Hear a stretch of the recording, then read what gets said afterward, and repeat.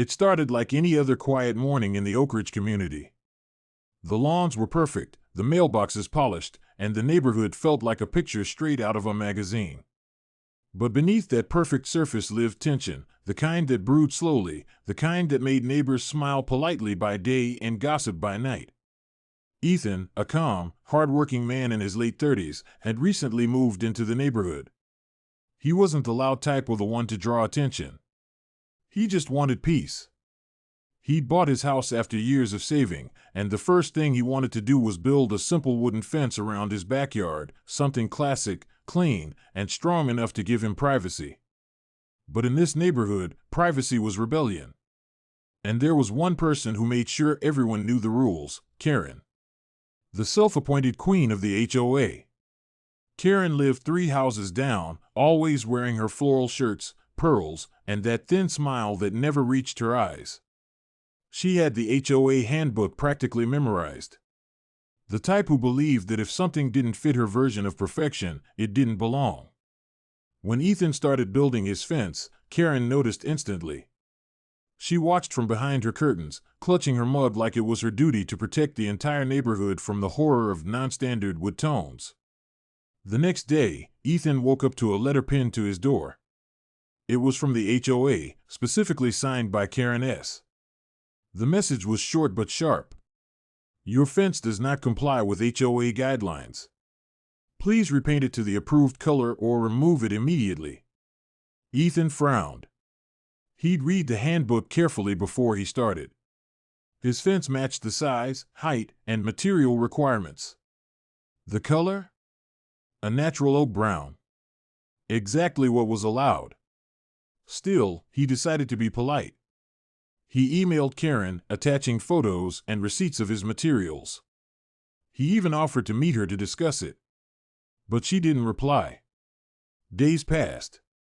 Then came whispers. Neighbors started talking, not to him, but about him. That new guy's already breaking HOA rules, one said. Karen's not happy, another added. Then one morning, Ethan stepped outside and froze. Across his entire fence, big, bold, red letters screamed, "NO incompliant." Spray paint. Ugly. Dripping. Angry. He stood there in disbelief.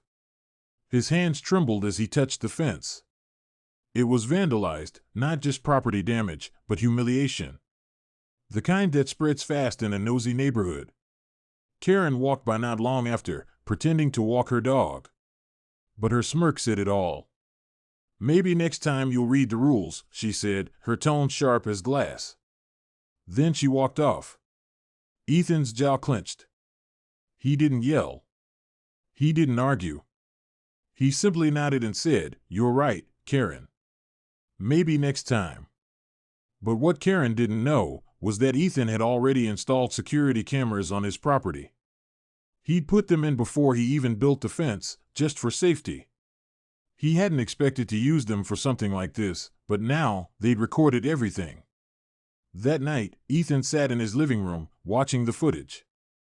And there she was, Karen, sneaking around his property just before dawn. Wearing gloves. Holding a spray can. Looking over her shoulder before scrawling "NO incompliant" in red paint. He couldn't believe it. The HOA president, vandalizing someone's property just to prove a point. He could have gone straight to the police. But something in him said, wait. He wanted to do this right. So, he made a copy of the footage and decided to play it smart. The next HOA meeting was that weekend, held right in the neighborhood park. All the usual faces were there, neighbors with their folding chairs, Karen at the front table, looking proud as always. She called the meeting to order and started her usual speech about preserving neighborhood standards. Ethan raised his hand quietly. "Excuse me, Karen," he said calmly. "Before we talk about standards, I think there's something the community needs to see." Karen frowned. "This isn't your time to speak, Ethan. We'll address your fence issue later." He smiled. "Actually, this is about my fence." Ethan pulled out his tablet and connected it to the portable speaker and screen the HOA used for presentations. The crowd murmured, curious. Karen's eyes narrowed. Then, the footage played. Every eye in the park turned to the screen. The video showed Karen, clearly visible, spray painting Ethan's fence. Her face. Her clothes. Her dog even waiting nearby. It was undeniable. Gasps filled the air. Someone whispered, "Oh my God, that's Karen." Another said, "Is this real?" Karen's face drained of color. She stammered, "That's not me. This has to be fake." Ethan said calmly, "The police confirmed the footage is authentic. You were on my property at 5:47 a.m. The same morning my fence was vandalized." Silence. Heavy, suffocating silence. Neighbors who once feared her now stared in disgust. Someone started recording her now. The same way she'd always kept records of everyone else. Karen stood up, shaking. You don't understand, I was just enforcing." Ethan cut in, his voice calm but firm. "Enforcing what? The law? The HOA rules? Because last I checked, vandalism isn't in the handbook." Her voice cracked. "You don't belong in this community." He looked her straight in the eyes. "Maybe not. But I belong in a place where people respect one another, not fear each other." Karen stormed off, her pride shattered. The meeting ended in chaos.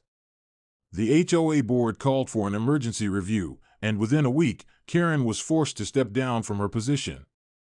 But that wasn't the end. 2 weeks later, Ethan got a knock on his door. It was one of his neighbors, an older man named George. He handed Ethan an envelope. Inside was a handwritten note, no signature, but the handwriting was unmistakable. It read, "I went too far. I just wanted order, not hate. I'm sorry." There were no cameras this time, no public shaming, just quiet forgiveness. Ethan repainted his fence himself, same color, same wood, same pride. But now, every time someone walked by and admired it, they didn't just see wood and paint. They saw a reminder that sometimes the biggest walls aren't made of wood, they're made of pride. And when pride finally cracks, truth shines through. If you were Ethan, what would you have done? Would you have exposed her, or tried to talk first? Let me know in the comments below. And if you believe every neighborhood has a story that teaches, inspires, and reminds us to stay kind, then don't forget to like, share, and subscribe for more powerful HOA stories just like this one. After the HOA meeting, Oakridge Estates changed. The perfect lawns and polite smiles now hid quiet judgment. Everyone had seen the video, Karen exposed, humiliated. But instead of backing off, she was plotting revenge. That night, she sat fuming. "He made me look like a fool," she hissed. Her friend Linda called, advising her to calm down. "You're only making it worse." But Karen wasn't listening. "No, I'm taking control back." Days later, Ethan found his mailbox broken and mail scattered. Then came another call. Karen had been seen sneaking around his fence at night. Ethan checked his cameras. There she was, gloves on, whispering to herself, digging near the posts. He stayed calm. He wasn't going to confront her this time, he had proof. At the next HOA meeting, the room was tense. Karen started her usual speech about community standards, pretending nothing was wrong. But Ethan stood up and connected his tablet to the projector. The footage played. Karen spray painting NO compliant. Karen at night, prying at his fence. Karen trespassing, over and over again. The room gasped. Karen froze. "This is fake," she shouted. But everyone could see the truth. Officials confirmed it. She had vandalized, trespassed, and broken multiple rules. Her power was gone in seconds. Karen was fined, removed from the HOA, and left isolated. The neighbors who once feared her now looked away in disappointment. Ethan quietly repaired his fence and moved on. He didn't gloat. Instead, he started small neighborhood gatherings to teach respect and communication, things Karen had long forgotten. Weeks later, a note appeared on his gate. I let pride blind me. I'm sorry. Karen. Ethan read it, smiled faintly, and left it there. He didn't need revenge, truth had already spoken. Sometimes the loudest victory is silence, and the strongest response is calm proof. So what about you? If you were Ethan, would you have exposed her or handled it privately? Was justice served? Comment below, I'd love to know what you think.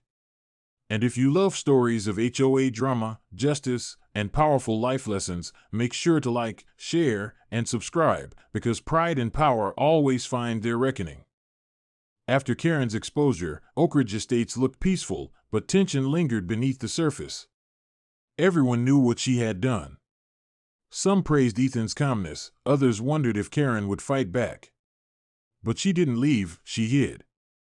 Curtains drawn, reputation shattered, Karen sat alone replaying her downfall. Anger mixed with fear of humiliation, of being forgotten. Ethan, meanwhile, moved forward. His fence was repaired, his security stronger. But he knew Karen's pride wasn't gone. Pride like hers rarely fades quietly. Then, one Saturday, a neighbor rushed to Ethan with her phone. You need to see this. The video showed Karen sneaking around the community park, loosening screws on new HOA signs. Ethan sighed, she hadn't learned. That night, she struck again, near his car. But his cameras caught everything, her gloves, her movements, her muttering in the dark. Ethan didn't confront her. He waited. When the annual HOA meeting came, the park was packed. Karen arrived confident, ready to twist the story. Ethan stood calmly before the crowd.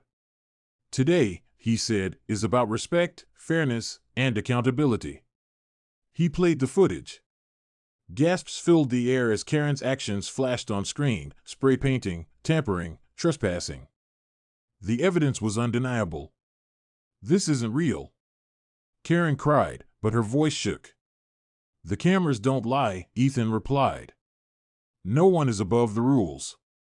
The HOA board announced her removal effective immediately. Legal consequences would follow if she continued her behavior. The neighbors applauded, not for revenge, but for truth. Karen's control vanished. The woman who once ruled by fear stood powerless before everyone she had bullied. Days later, Ethan found a note under his door. My pride destroyed everything. I'm sorry.